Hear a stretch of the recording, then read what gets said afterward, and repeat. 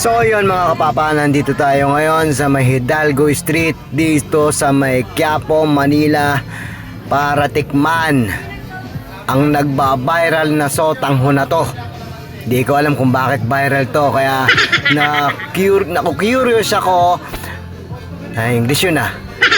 Kaya eto, order na tayo. Paano ba mag-order dito?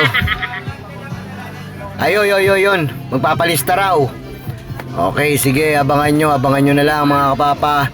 At pakikita ko sa inyo kung gaano kasarap at gaano kalilamlam itong sotanghon na nagbabayar na to.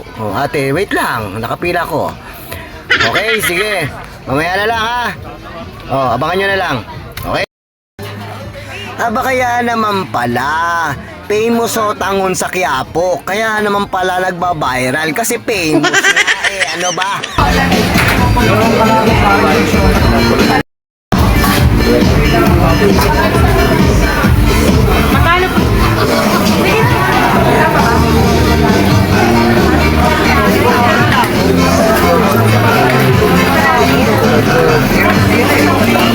A few moments later.